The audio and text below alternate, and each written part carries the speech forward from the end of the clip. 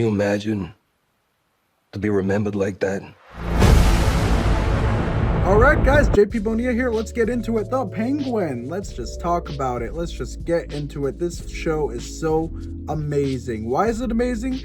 Well, there's a lot of different things. This is a fantastic follow-up to the Batman movie back in 2022. So it takes place a week after the Batman. So it's following everything that happened with the Riddler, causing a flood and destroying the whole city of Gotham. Just wow, guys, this is a great effort from HBO and DC Studios. So let's get into why this is fantastic. It's a very well written story. You have two amazing people like Lauren LaFranc and Matt Reeves being the main people behind it, especially Lauren. She's the showrunner of The Penguin, and of course you have Matt Reeves in there as an executive producer and doing more. This is his universe, and it is, like I said, a phenomenal addition to his universe. It gives a lot more depth to the Penguin character and also brings him some new characters, as well as giving more depth to guys like Carmine Falcone, who is played by Mark Strong. Did a great job, by the way. So let's talk about the cast first. Colin Farrell, he plays Oswald Cobb, not Cobblepot in this show. I don't know why they chose not to make him Cobblepot. It is what it is. It doesn't matter because who cares? So yeah, Oz Cobb, the Penguin, he makes you feel everything. Like you feel, like he's likable at some points, but then he does something where it's like, oh, I hate you. I wish the worst would happen to you. Like that's how you feel with the Penguin. It gives you like, going back and forth, back and forth, back and forth. And it's like, oh, I hate you. Oh, I like you. Oh, I hate you. This guy's actually scum. He's the worst of the worst. And it is a great thing to see because I feel like, it adds a lot more things before we see the character again in the Batman Part 2. And you're going to go into, if you watch the show, you're going to go into the Batman Part 2 hating this guy and hoping that Bruce Wayne, Batman, just destroys him.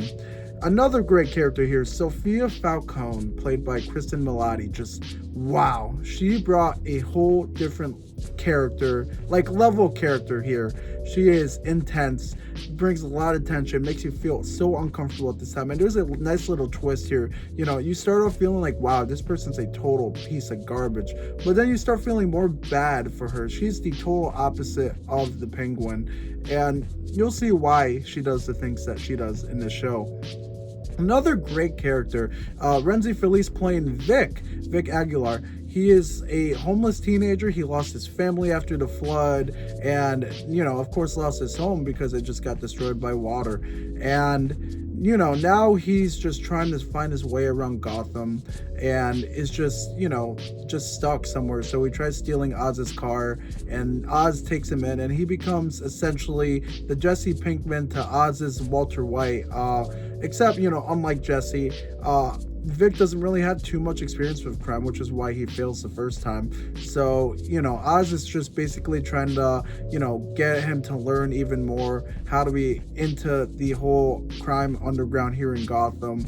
And yeah, it is just amazing chemistry between him and Oz. You guys will love Vic. Each episode, he is just such a likable character. Even if he makes some wrong decisions sometimes, you see why he does it though, because he's just such an awful situation. He was already in the worst situation living in Gotham, but then to be put in an even worse situation with the loss of his family and his home, it's like, whoa.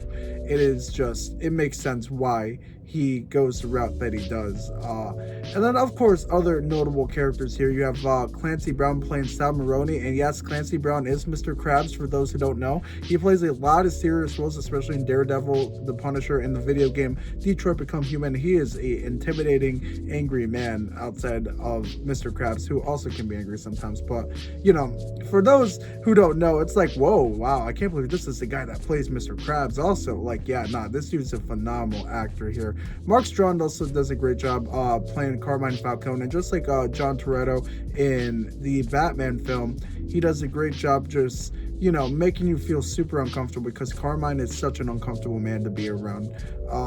But outside of the cast, of course, also before I move on to next scene, Deirdre O'Connell, who plays Oz's mom, Frances, she suffers from Parkinson's and Lewy body dementia, does a great job showing how that's affecting her and the chemistry between her and her son, and just showing how that's affecting Oz also. It's like, wow, just awesome. And there's I like a bit of a dark turn there. Won't spoil, but it is worth watching. Now, let's get into the story. The story of the Penguin's rise to power. Like, it is great. There's a lot of moments where you're like, oh my god, what's gonna happen next? Oh my goodness, no, I can't believe that happened. Like, it is just so anxiety filled. It is just, wow, you're gonna be uncomfortable at some points, but you're also gonna be like, yes, but also no. And it's like brings that's how I felt watching this show.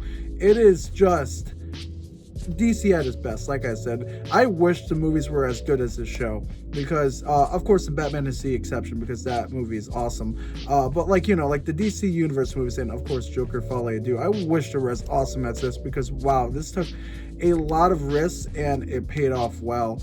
And like I said earlier, if you watch the show, you're gonna go into the Batman Part 2 hating this guy. And the Batman Part 2, like, of course, isn't gonna be like essential viewing if you're a casual and don't have the time to watch the show, but like, it is definitely worth watching to get more analysis and depth for the character. And it is just, woo, it is worth to watch. It is worth to watch. I think you guys should watch it. I think it is important to watch before the Batman Part 2, because it shows you a lot of Oz, that shows you how sick and demented he is. Let me tell you guys something. If Oz is as sick and demented as he is in this show, I am afraid of what they're going to do with the Joker that shows how sick and demented he is, because Oz is getting like Joker levels of demented here. I'm going to be completely honest with y'all. And it is insane to see. The finale was a great finale too. Like, it started off strong and it ended off just as strong, which is great, because sometimes with these superhero shows, you don't see a strong finale. Marvel. So yeah, to see such a strong finale here, just great. Overall, I think this is a 4.5 out of 5-star rating for me. What do you guys think? Let me know down below, and I'll see you guys next time for the next Real Rap Review. See y'all.